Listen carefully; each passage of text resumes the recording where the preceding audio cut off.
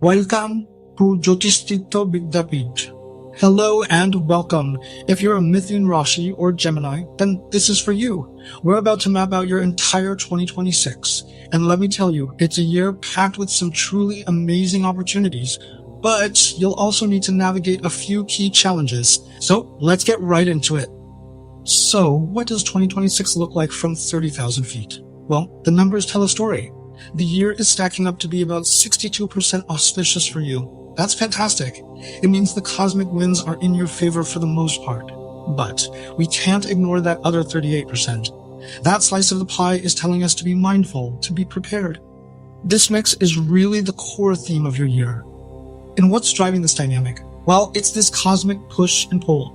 On one side, you got Jupiter, your guide, literally opening doors for you and creating these incredible opportunities. But on the other side, you've got Saturn, the tough teacher, who's going to put some obstacles in your path. Why? To make you stronger. Understanding this celestial tug of war is the key to everything in 2026. To make this super clear, we've broken it all down into a simple roadmap. We'll start with the big picture, then zoom in on your absolute best moments, your golden opportunities. We'll also flag the periods where you need to be cautious.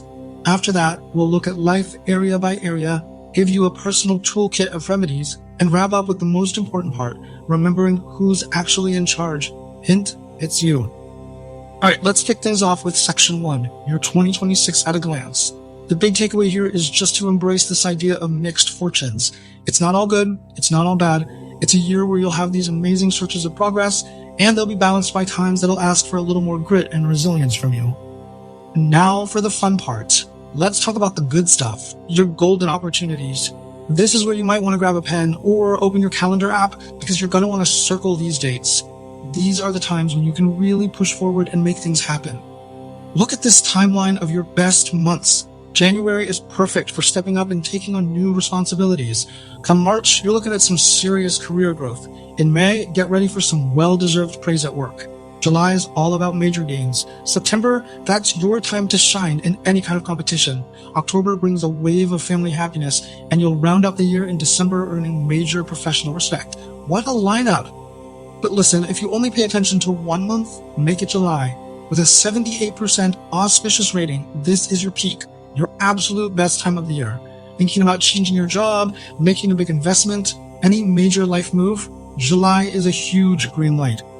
And right behind it is March, another absolute powerhouse of a month. At 74% auspicious, this is an incredible window for pushing your career forward, launching something new, or even taking a big step in your relationships. Anything you start this month has a fantastic chance of succeeding. Okay, so we've mapped out the highs. Now we've got to talk about the periods that require a bit more care. And remember, the point of this isn't to scare you. Not at all. It's to give you the power of foresight. You know, knowing what's coming is half the battle won. First up, let's flag February. During this month, you just have to be a little more careful with your words.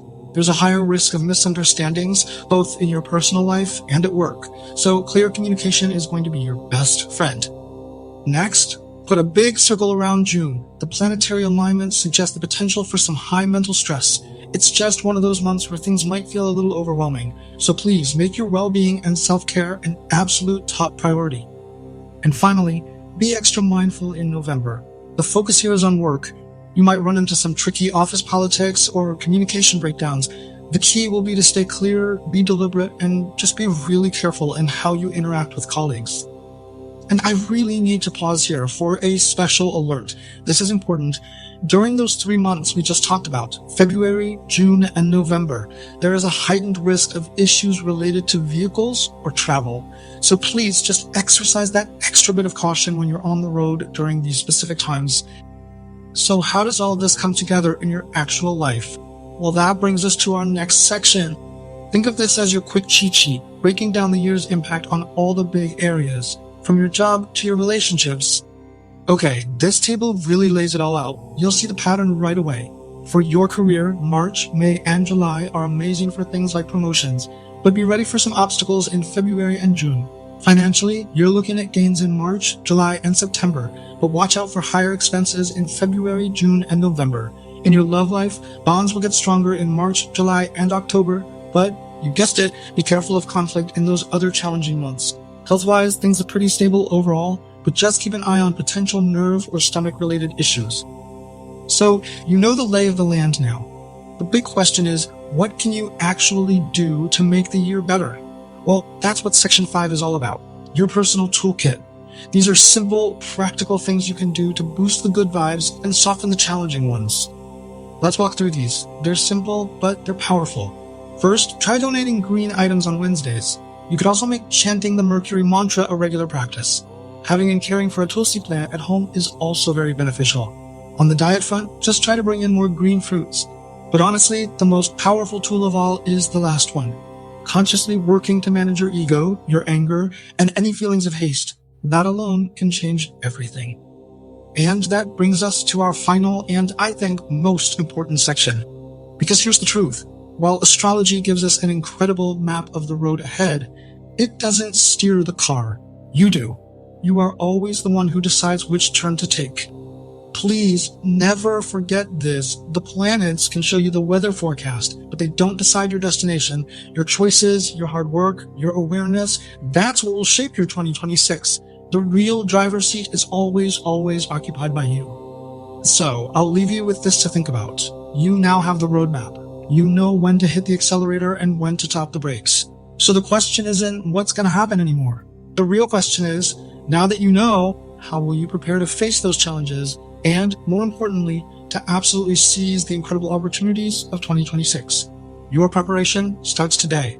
Thank you for watching the video. If you like the video, be sure to subscribe to the channel and stay with us by liking, sharing, and commenting.